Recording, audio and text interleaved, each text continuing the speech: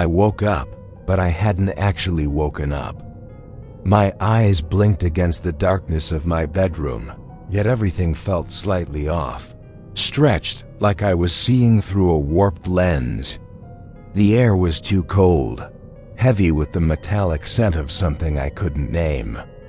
My chest felt pinned, not by weight, but by presence, something invisible pressing, observing, waiting. You won't believe this, but it's happening to me right now. I could hear it before I saw it, a faint, almost imperceptible rustling, like fingers dragging across the floorboards, slow, deliberate, teasing the edges of my awareness. I tried to move my arm, but it hovered, unresponsive, as if it belonged to someone else. Panic surged, sharp and sudden, but I couldn't scream. My throat tightened, swallowed by a pressure that wasn't mine, or maybe it was. Then came the whisper, soft at first, curling around the silence like smoke. Not yet. Every instinct screamed to fight, but my body had already been claimed by a rhythm I didn't recognize. I felt myself rise, or perhaps I was being lifted, stumbling toward the bathroom mirror. I caught my reflection, and for the briefest heartbeat, it wasn't me. My eyes were mine, but the tilt of my head, the way my shoulders moved, they were wrong, alien. I wanted to pull back, to shake awake, but my limbs didn't obey. The faintest click behind me drew my attention. My door, locked the night before, now stood ajar. Shadows pooled at the edges of the room, stretching longer than the angle of the ceiling light should allow. Cold sweat traced a line down my spine as I realized I had been here before waking, feeling weightless, a ghost in my own skin, but never like this. Never this close. And yet, as terrifying as it was, there was a rhythm to it, a subtle pattern I couldn't place, like my body was learning or being trained. My own thoughts betrayed me, asking, is this happening every night? I wanted to scream into the void, to wake up fully, to grab at my life and pull it back from whatever was here. But I couldn't. The whisper came again, closer now, brushing against my ear with a breath that was not human, not entirely mine, soon. And as it faded into the silence, I knew I couldn't pretend anymore. Something had been touching my nights for weeks, maybe months, sliding its hands into my life while I slept, leaving traces I hadn't noticed. Until now. And if it had been here all along, what else had it done? I've always been a creature of routine. Weekdays blurred into each other. The same subway ride, the same office cubicle, the same coffee mug with a chip in the rim I refused to throw away. My apartment was tidy, quiet, and perfectly mundane, the kind of place you could leave unattended for days and no one would notice. My friends joked that I was boring, that I lived inside a comfort bubble, but I liked it that way. Control, order, predictability. I'd go to bed at 10:30, lights dimmed just enough, blinds drawn tight against the city's glow. I'd fall asleep to the faint hum of traffic, the comforting hiss of my old radiator. That rhythm sleep, wake, work, repeat was my life. At least it used to be. There were tiny things at first, things I ignored. A book left on the floor that I was certain I'd stacked neatly the night before. The faucet running slightly when I swore I had turned it off. Small, disorienting flashes that I attributed to absent-mindedness or fatigue. My friends noticed too. Did you leave this here? My roommate would ask, holding up a notebook I'd been sure I had put on my desk. Maybe, I'd mutter, avoiding eye contact, blaming stress, and then the text started oddly worded, incomplete sentences that seemed like something I might have typed, but didn't remember sending. Sometimes they were to friends, sometimes to strangers I didn't know. "We should talk," one would say, sent at 3:17 a.m. My heart would pound as I stared at the screen, convinced I had imagined it. "You're exhausted," my friend Jenna said over coffee one morning, eyes narrowing. "Maybe you should see someone." "I'm fine," I lied, taking another sip. "Just a lot of work." I was fine, or I thought I was. But in the quiet moments, when I was brushing my teeth, tying my shoes, or locking the door, I began to feel it.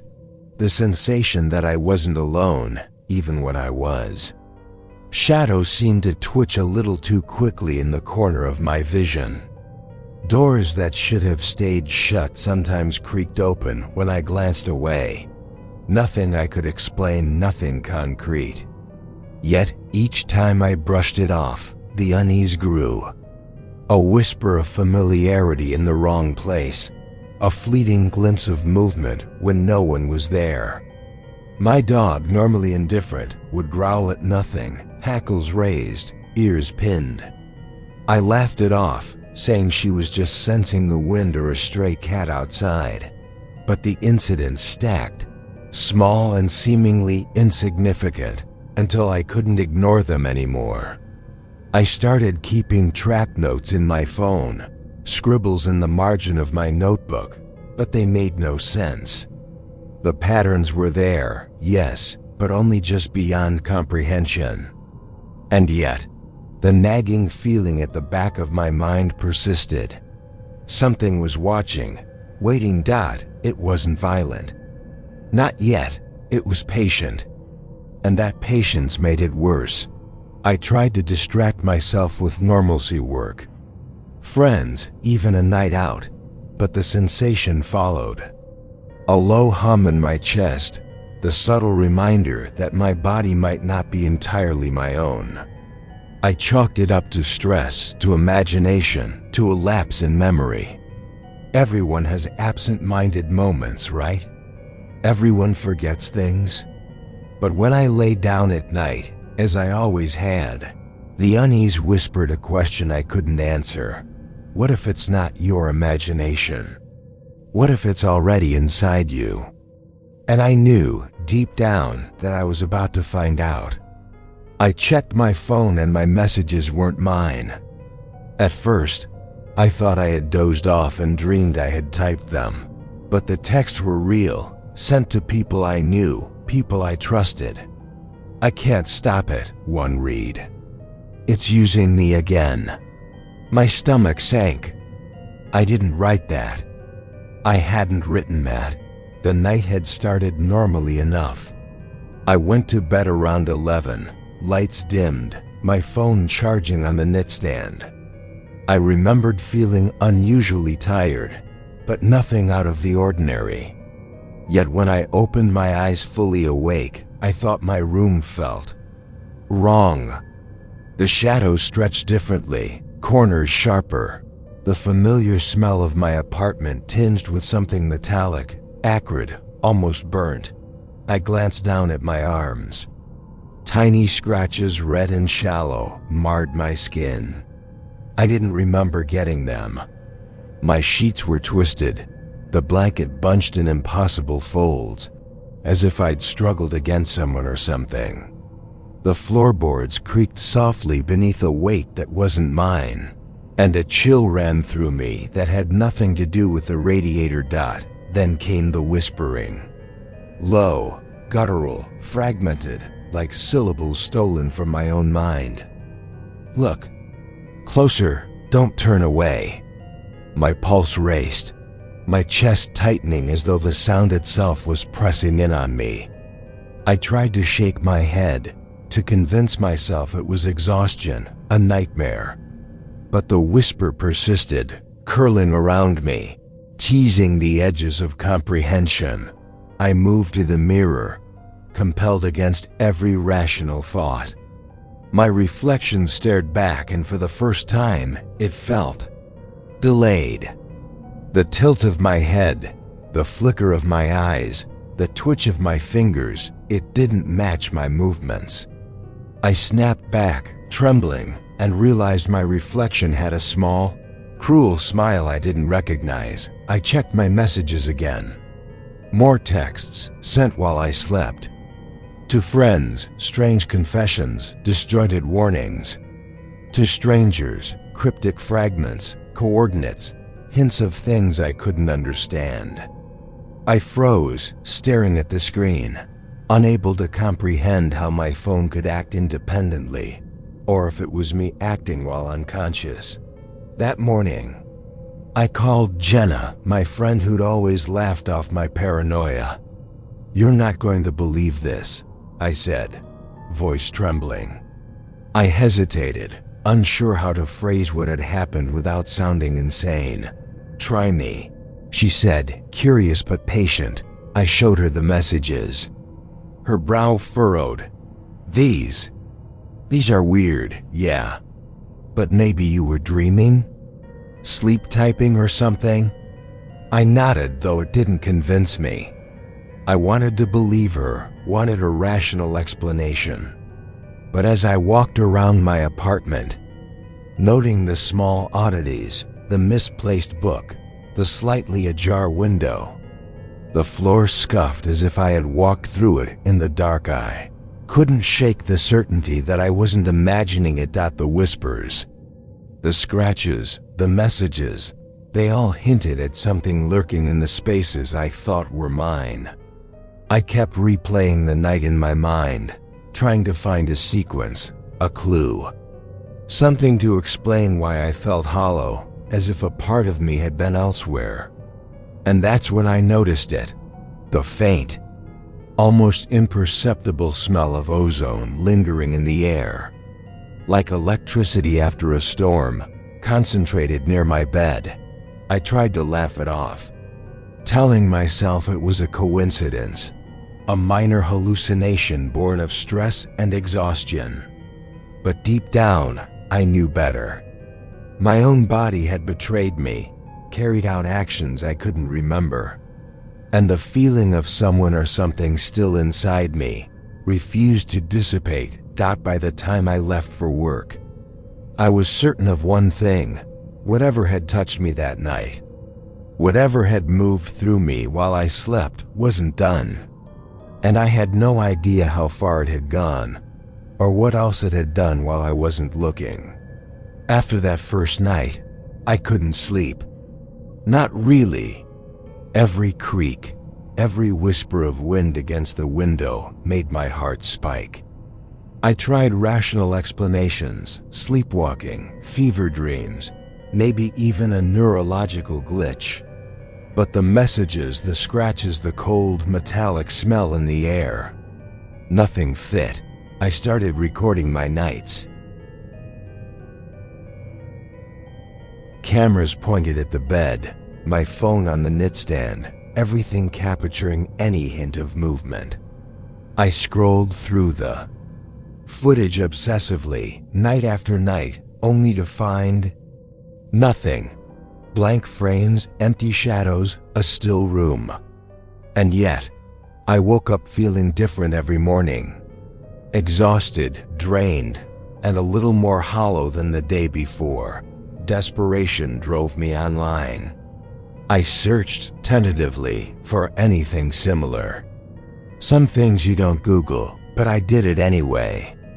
Forum threads with names I didn't recognize, posts that vanished within hours, accounts that seemed to exist only to vanish after leaving cryptic warnings.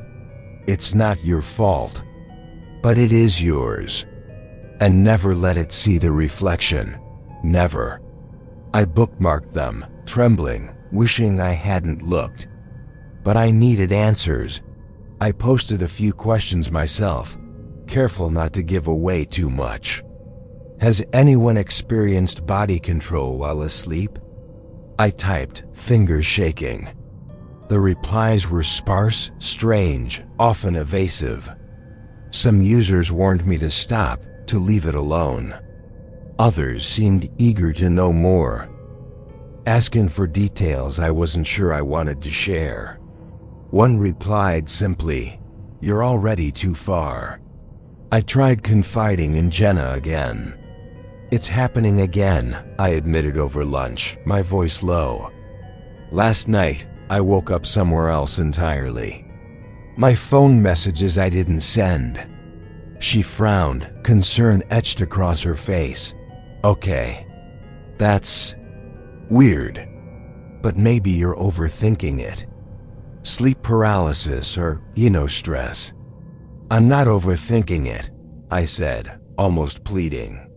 "Something's inside me when I sleep. I can feel it. I wake up tired, like I ran a marathon I didn't remember starting." She hesitated, then gave me that half-smile friends give when they don't know how else to respond. "All right, then maybe we try the practical stuff. Cameras, alarms, notes on your phone?" I did all of it. Cameras, motion sensors, sticky notes, even audio recorders set to pick up the slightest whisper. Still, every night ended the same. Empty footage, silent recordings, and me waking with a sense that I had been somewhere else, doing something I couldn't recall. Then the small escalations began. Objects moved in my apartment without explanation, books off shelves. Chairs slightly shifted. The faintest scratches began appearing on my walls.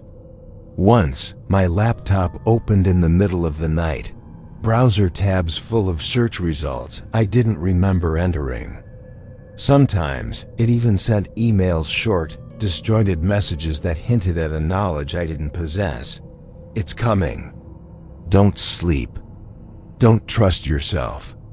One morning, I awoke to find a new message on my own account. Not sent by me, at least not consciously. Just 4 words, typed perfectly. "Stop looking. Start running." My stomach churned.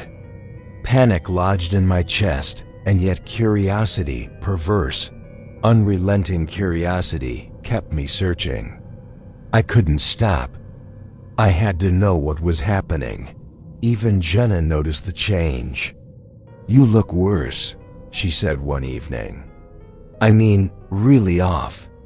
This isn't just stress. You're scared, aren't you?" I tried to brush it off. "I'm fine," I lied again, hiding the tremor in my hands. But inside, I knew I wasn't. Something was learning me, probing me, testing the edges of my awareness. I could feel it more often now, brief touches, a presence hovering just beyond perception. The scratches, the whispers, the messages. It wasn't content to stay hidden anymore. And I realized that every step I took to investigate, every camera set, every forum post, every desperate attempt to understand only invited it closer. It had noticed me noticing. And that meant the game had changed. It laughed through me last night, and I couldn't stop it. The sound came from my own throat, bubbling and sharp, but the emotion wasn't mine. I was awake enough to feel it, awake enough to know, but paralyzed, beneath the rhythm of something that had claimed my body as its stage. I remember the ache in my cheeks, the way my lips stretched into a smile that hurt, the way my lungs expelled laughter I didn't own. When I finally regained control, my voice was hoarse, my hands trembling as I pressed them against my mouth, as if trying to trap whatever still lingered inside. I whispered to myself, half delirious, "It's not me. It's not me." But the echo of that laugh stayed in the room long after it stopped. That morning, I found my front door unlocked and my shoes wet, streaked with dirt and something darker that I refused to identify. I told myself I'd simply forgotten to lock up, that I'd maybe stepped outside in a daze, but deep down I knew that wasn't true. My phone, as usual, betrayed me. 5 missed calls from Jenna, 2 text messages to her sent at 3:46 only a single word. Listen, and soon. When I called her back, she didn't sound amused anymore. You freaked me out, she said. You called me, but all I heard was breathing. And then, you laughed. It didn't sound like you. I didn't call you, I whispered, though saying it aloud made me feel like a liar in my own skin. Jenna hesitated. You need to see someone. This isn't normal anymore. I wanted to argue, but what could I say? That something else was using my voice to play games? That I'd caught my reflection smirking on its own again last night? That I'd woken up to find a message scrawled on my mirror in what looked like steam, the words fading before I could photograph them. Don't look for what you can't handle. I started blacking out for longer stretches. Sometimes minutes, sometimes hours. I'd wake to find my apartment rearranged, doors open, drawers emptied. Once, I woke in the park across town, barefoot, my clothes damp with dew, my phone battery dead. I don't remember getting there, but my GPS history showed movement me walking. Straight lines through the city at impossible hours. The most terrifying part wasn't the loss of control, it was the feeling that it was getting better at pretending to be me. The texts it sent, the calls it made, they were smoother now, almost believable. Friends began to notice subtle changes in my tone, my timing, my phrasing. Even my coworkers looked at me differently. Rough night? One asked casually, handing me a coffee.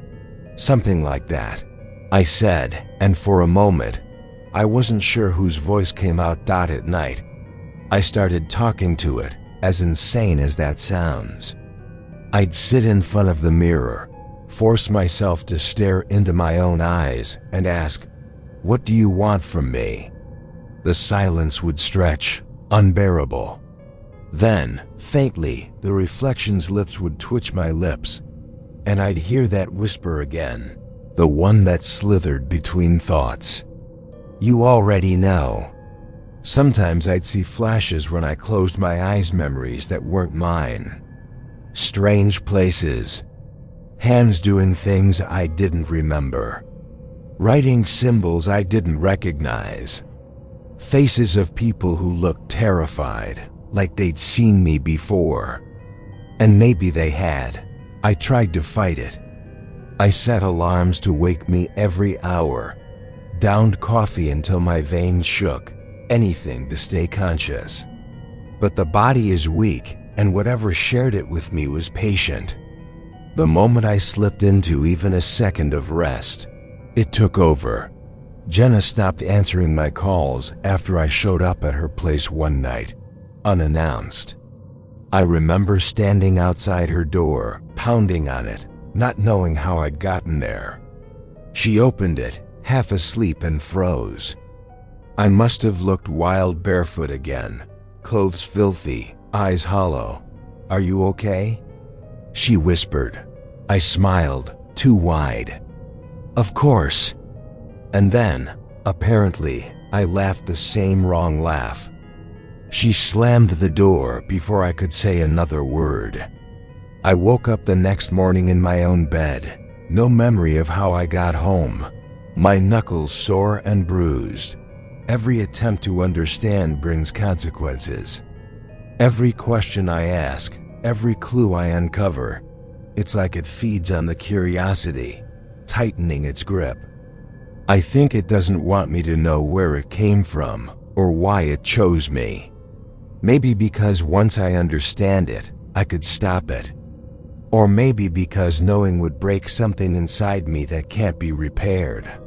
I don't know which is worse, the nights I lose completely, or the ones where I'm half awake, forced to watch from behind my own eyes. It's using me for something, I'm sure of it now.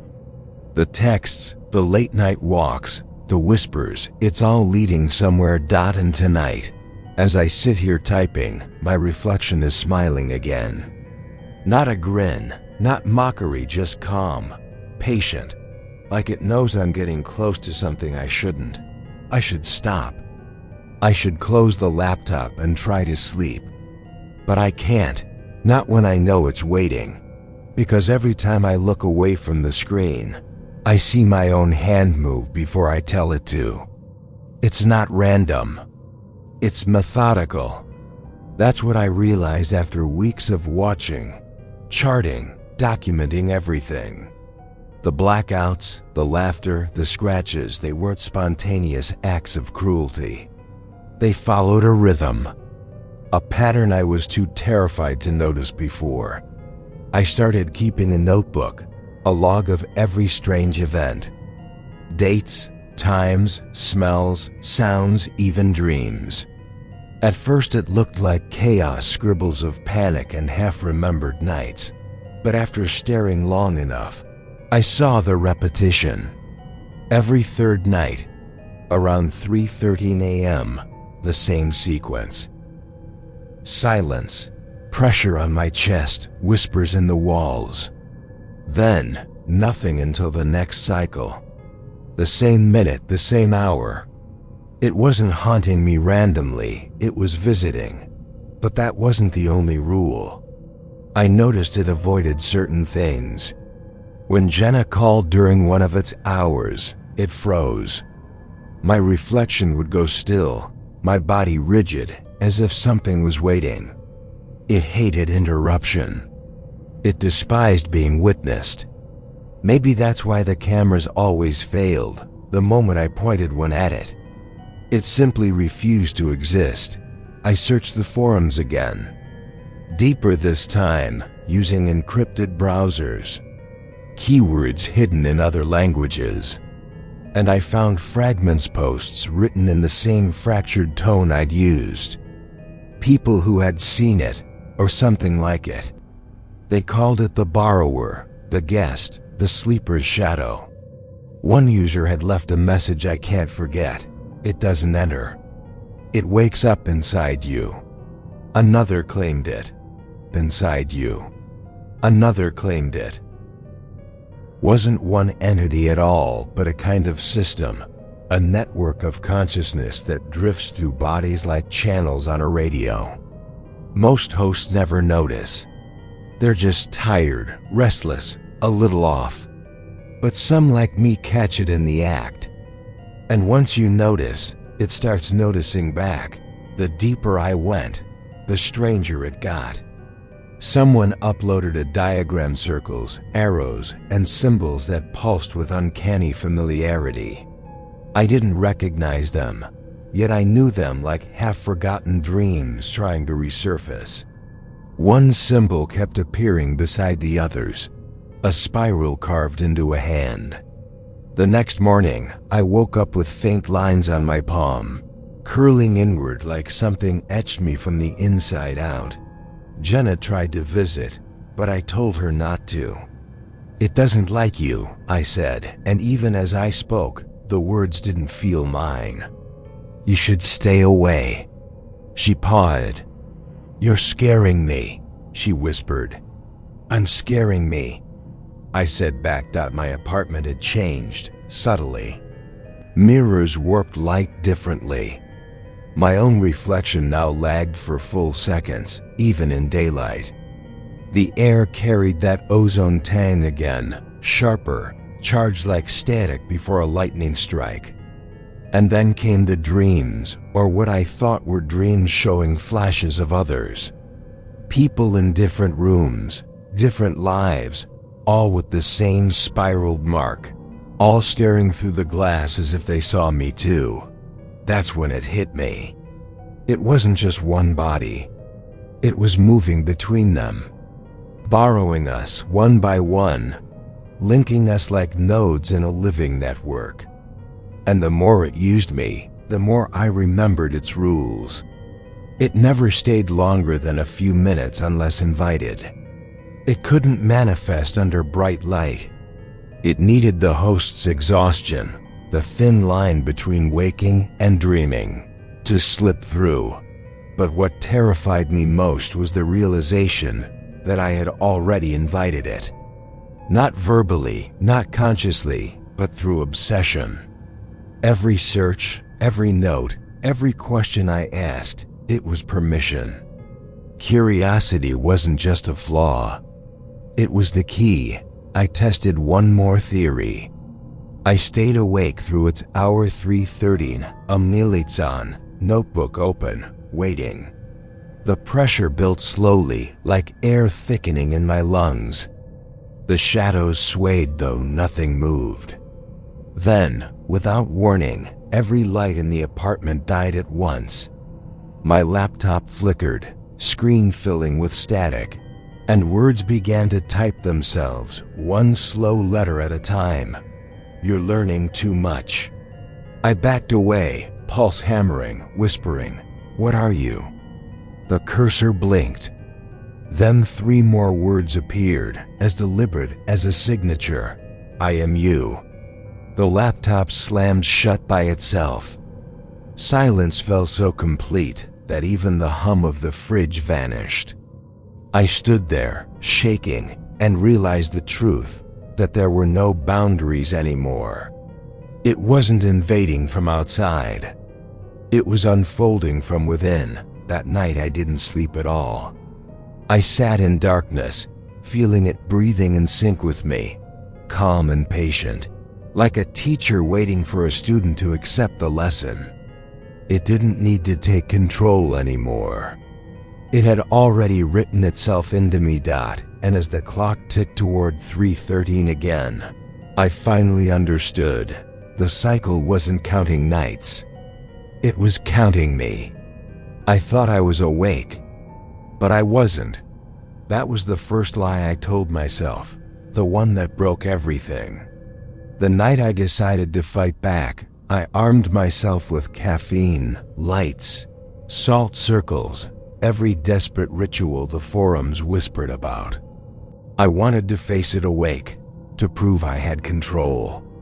But somewhere between one blink and the next, reality slid sideways.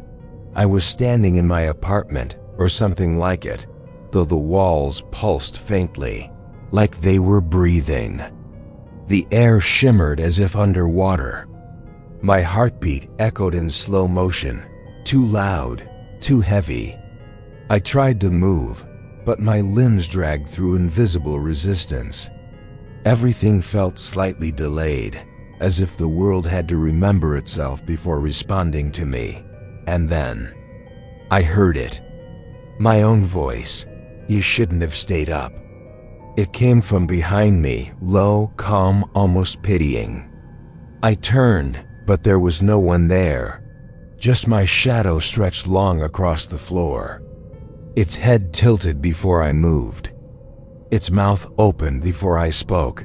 "I'm not afraid of you," I whispered, and even as I said it, my reflection smirked. "That's why you're perfect," it answered. The air tightened. Every light bulb in the room hummed louder, trembling on the verge of bursting. I grabbed my phone to film, but the camera refused to focus. The screen showed 2 versions of me, one standing still, one breathing in uneven bursts. "Tell me what you want," I said. "Why me?" "You already know." Its voice filled my head, like thoughts that weren't mine. Images flickered behind my eyes, hands writing in my notebook, the spiral burning brighter on my palm. A dozen faces looking out through my reflection. All of them me. I tried to step back, but my legs didn't respond. My mouth moved without permission. "You look too close," it said through my lips. "You opened the door when you stared." I screamed, forcing the sound out like tearing fabric. "Then I can close it." The laughter that followed was wrong. It wasn't loud, it was soft, breathy, almost tender. "Close it?" "It's not a door, it's a mirror." The words sank deep. And suddenly I understood what the others meant. The ones who vanished from the forums mid-thread. They hadn't been taken, they'd been absorbed. Every post, every confession, every attempt to describe it was like giving it a shape to crawl into. Still, I fought. I grabbed the salt, poured it in a circle around me, reciting nonsense I hoped sounded like protection. The lights flickered, warped, bent inward until the entire room tilted toward my reflection. For one suspended heartbeat, I saw it clearly, an outline behind my eyes, a darker version of me smiling through me. Almost, it whispered. You almost found the weakness. The words echoed, mocking. I felt heat sear across my palm, the spiral pulsing, bleeding light. I held it up and screamed. What are you? Tell me what you are. It didn't answer. It only stepped closer, shadow meeting flesh, until I felt its breath against my ear. I'm what's left when you stop pretending to sleep. And then everything fractured. The lights exploded. The sound was silence itself, imploding. The room vanished, replaced by a black expanse where only my heartbeat existed. I was floating or falling, and every thought I had came twice. Once from me, once from it. I could feel it trying to merge, threads of consciousness knitting together. I dug my nails into my arms, whispering, stay awake, but the phrase dissolved. Awake and asleep no longer meant anything. There was only presence.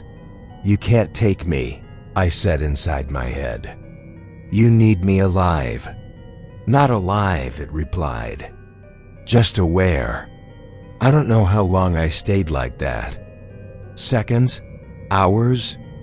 The void had no clocks. But something inside me rebelled some final spark of self. I focused on the spiral, on the burning pain, on the pattern. If it was methodical, it could be interrupted. That was the rule.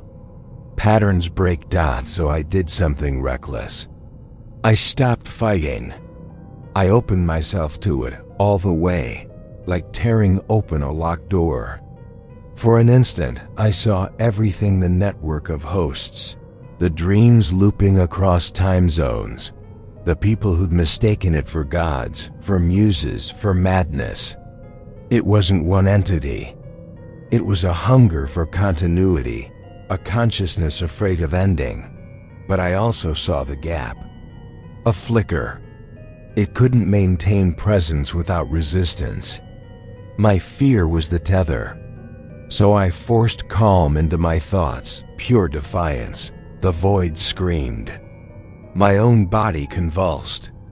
My reflection shattered like glass, scattering into black shards that bled light. Then nothing. I woke up on the floor, sunlight stabbing through the blinds, salt scattered everywhere.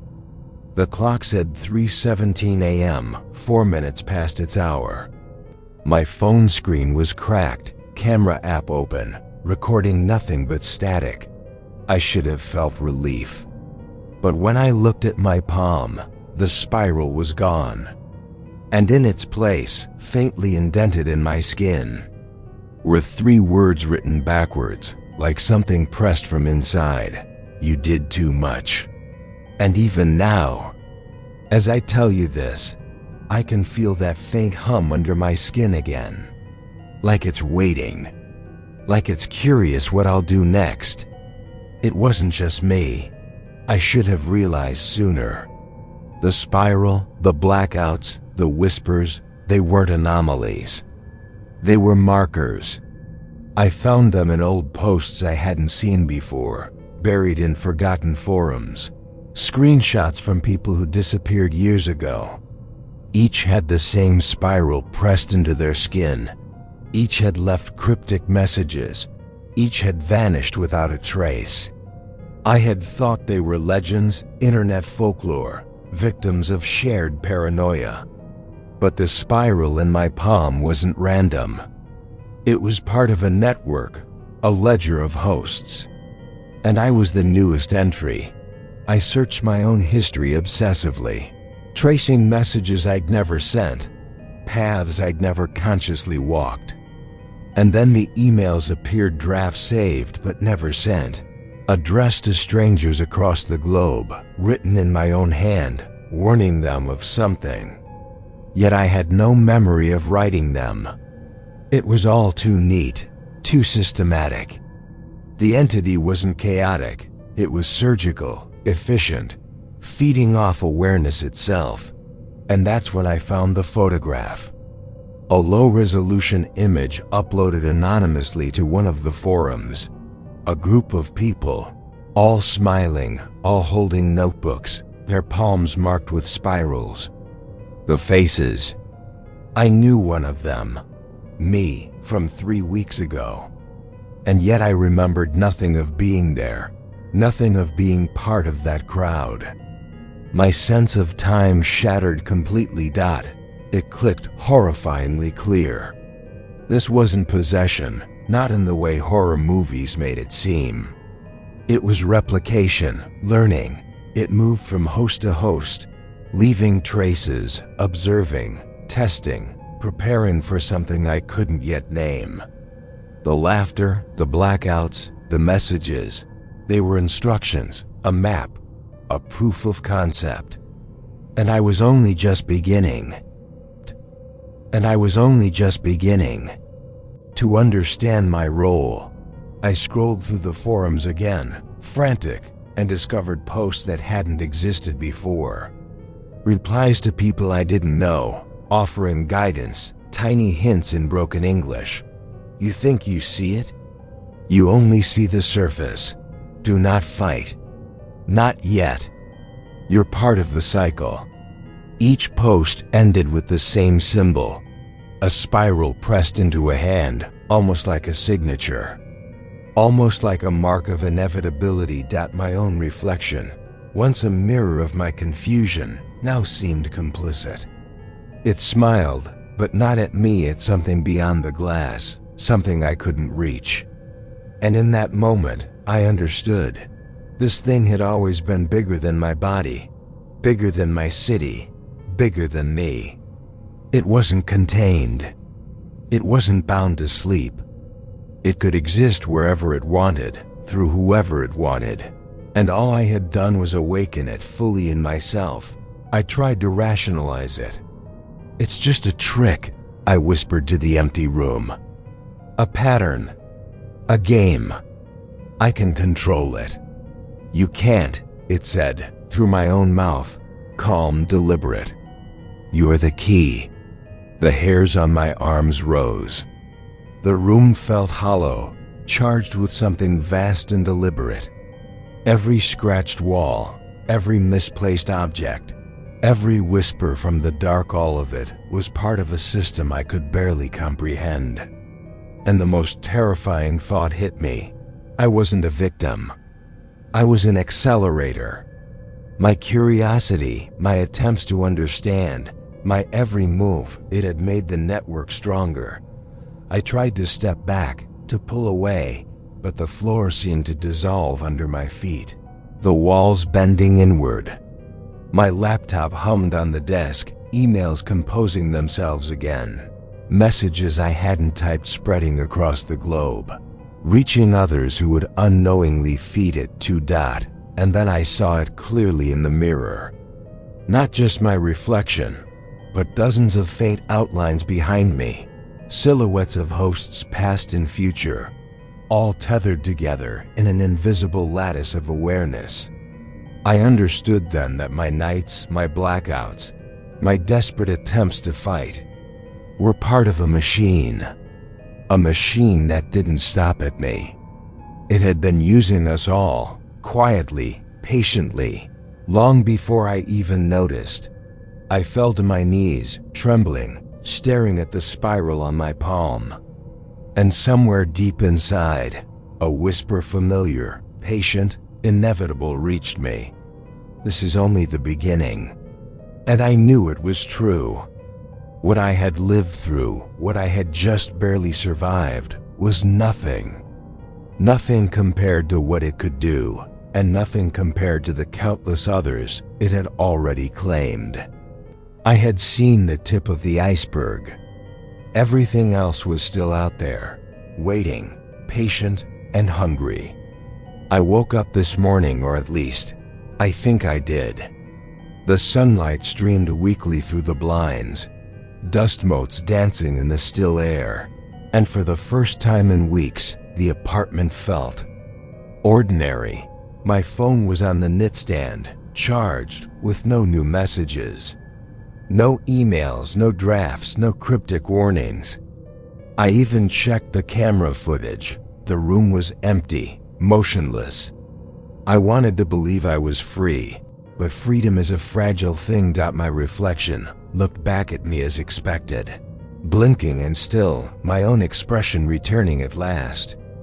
Yet, as I studied the spiral now faintly scarred on my palm, I felt that pulse again, soft, imperceptible, like a heartbeat layered on top of my own.